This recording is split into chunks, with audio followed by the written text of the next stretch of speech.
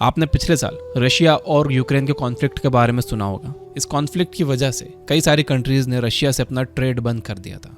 यह स्ट्रेटेजी सबसे पहले आचार्य चाणक्य ने दी थी।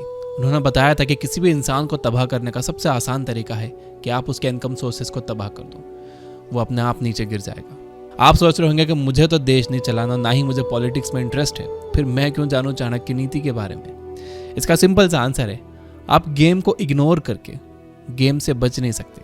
आप भले ही दूसरों को गिराने में, उन्हें आउट स्मार्ट करने में इंटरेस्टेड ना हो, आपको अपनी लाइफ में बहुत सारे लोग ऐसे मिल जाएंगे जो आपका फ़ायदा उठाने और आपको गिराने की कोशिश करेंगे।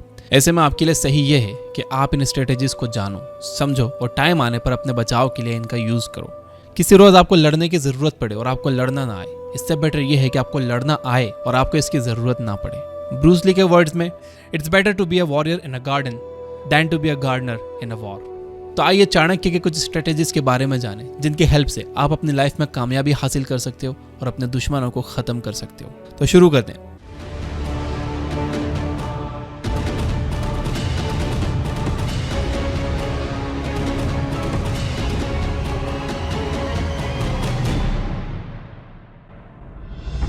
मान लो कि आप अपने दो दोस्तों के साथ बैठे हो। आप तीनों लोग बड़े अच्छे से बात कर रहे हो और हंस रहे हो। फिर एक दोस्त उठकर कुछ काम के लिए चला जाता है और उसके जाते ही आपका ये दूसरा दोस्त उस जाने वाले दोस्त की बुराई करने लगता है। ये दोस्त उस दोस्त के बारे में कुछ ऐसी पर्सनल बातें बता रहा है जो उसे नहीं शेयर करनी चाहिए थी। ऐसे में आपको ये लगेगा, अरे वो उसकी बुराई मेरे साथ कर रहा है क्योंकि वो मेरा बेस्ट फ्रेंड है, लेकिन वो मेरी बुराई दूसरों के साथ थोड़ी करेगा।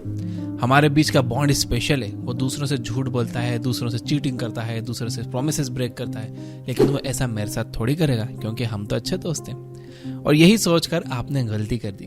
आपको ये ध्यान में रखना चाहिए कि इंसान कभी अपनी फितरत नहीं बदलता। हो सकता है कि वो आज आपके साथ बड़े अच्छे से पेश आ रहा हो क्योंकि आज आप उसे पसंद हो, लेकिन एक टाइम आएगा जब आप उसके लिए स्पेशल नहीं रहोगे। एक टाइम आएगा जब आपको धोखा देकर उसे फायदा हो रहा होगा और उस टाइम वो बंदा आपके साथ भी वही बर्ताव करेगा जो उसने आपसे पहले 100 लोगों के साथ किया है। इसलिए चाणक्य कहते हैं कि आपको अगर सांप और दुष्ट आदमी के बीच में किसी को चुनना हो तो आप सांप को चुनिए। सांप आपको सिर्फ एक बार काटेगा, लेकिन दुष्ट आदमी आपको हर कदम पर काटेगा। यही ये पहला लेसन, दुष्ट इंसान पर कभी भरोसा मत करो। आपने मोहम्मद गौरी और पृथ्वीराज चौहान की जंग के बारे में तो सुना ही होगा। गौरी ने इंडिया पर 16 बार अटैक किया था, लेकिन वो कभी पृथ्वीराज चौहान से जीत नहीं पाया था। लेकिन फिर पृथ्वीराज चौहान के ससुर जयचंद, जो कि पृथ्वीराज चौहान से नाराज था। अब जयचंद पृथ्वीराज चौहान से नाराज क्यों था, ये पूरी सिनेमैटिक कहानी आप ये बुक ऐप पर सुन सकते हो। तो जयचंद ने पृथ्वीराज चौहान को धोखा दिया और मोहम्मद गौरी से जाकर मिल गया। उसकी मदद से गौरी ने इंडिया पर 17वीं बार अटैक किया और वो जीत गया। यहाँ पर एक लेसन ये है कि जब आपके रिलेटिव, क्लोज फ्रेंड्स या पार्टनर्स आपके लिए टॉक्सिक हो जाए तो उन्हें अपनी लाइफ से पूरी तरह से निकाल देना चाहिए। ये लोग आपकी वीकनेस को जानते हैं और इसका इस्तेमाल आपको नुकसान पहुंचाने के लिए कर सकते हैं। आप उन्हें कभी सेकंड चांस मत देना क्योंकि वो लोग अब भरोसे के लायक नहीं रह गए। जैसा कि हमने देखा, आप कभी दुष्ट आदमी पर भरोसा मत करो। ये टाइम और सिचुएशन आने पर अपनी हरकतें फिर से रिपीट करेंगे और आपको चोट पहुंचाएंगे। यही ये दूसरा लेसन, अगर हाथ में जहर फैल जाए तो उसे काट दो। चाणक्य अपनी लाइफ से हर वक्त सीखते रहते थे। उनका काफी टाइम से एक सपना था कि वो एक अखंड भारत का निर्माण करें। इसके लिए वो सबसे पहले मगध के धनानंद के पास गए, लेकिन उन्होंने चाणक्य को बेइज्जत करके अपने दरबार से बाहर निकाल दिया। उस दिन चाणक्य ने कसम खाई कि वो नंद वंश को खत्म करके रहेंगे। धनानंद ने चाणक्य को कमजोर समझकर उन्हें जिंदा छोड़ने की गलती कर दी। चाणक्य ने असल में फिर एक बड़ी सी सेना तैयार की और उन्हें हरा कर एक अखंड भारत का निर्माण किया। अगर धनानंद उन्हें जिंदा ना छोड़ते तो शायद वो और उनकी 10-12 पीढ़ियां मगध पर राज कर रही होती। इसलिए चाणक्य कहते हैं कि आपको कभी अपने एनिमीज को जिंदा नहीं छोड़ना चाहिए। अब इसका मतलब ये नहीं है कि आप उस बंदे की सुपारी देते फिरो जो आपको ऑफेंड करे। इसका मतलब ये है कि आप अपनी प्रॉब्लम्स को जड़ से खत्म करो। कभी एक प्रॉब्लम को छोटा समझकर, इनसिग्निफिकेंट समझकर मत छोड़ो, क्योंकि यही छोटे छोटे प्रॉब्लम्स आगे चलकर बड़ी मुसीबतें पैदा करती है। और ये बात आपके हेल्थ पर भी अप्लाई होती है। अगर आपको आज कोई छोटा सा हेल्थ इशू है तो उसे आज ही खत्म करो, उसका बड़ा होने का वेट मत करो। और यही ये थर्ड लेसन, अपने दुश्मनों को जिंदा मत छोड़ो। जब आप किसी से नफरत करते हो तो आप सिर्फ उसके फ्लॉज को देखते हो। इनफैक्ट अगर आप किसी से ज्यादा नफरत करते हो तो आप उनकी तरफ देखना ही नहीं चाहते। इस वजह से आप कभी उनके फ्लॉज, उनके स्ट्रेंथ को समझ नहीं पाते। आप नहीं जान पाते कि कहां पर अटैक करने से उन्हें सबसे ज्यादा तकलीफ होगी। इसलिए आप अपने एनिमीज को अपना फ्रेंड बनाओ और उनके वीकनेस के बारे में जानो। जैसा कि मैंने इस वीडियो के स्टार्टिंग में बताया, किसी भी इंसान को खत्म करने का सबसे आसान तरीका है उसके इनकम सोर्स को खत्म कर देना। जब आप अपने एनिमीज को अपना फ्रेंड बना लोगे तो आप उनके इनकम सोर्सेस के बारे में भी जान पाओगे। इसी प्रिंसिपल को दिमाग में रखते हुए चाणक्य ने अपने जासूसों की सेना तैयार की थी। वो अपने जासूसों को दुश्मन सेना में भर्ती करवाते और फिर उनसे दुश्मन सेना की सारी जानकारी लेते। इस तरह से उन्हें आइडिया मिलता कि उन्हें कब, कहां और किस तरह से हमला करना है।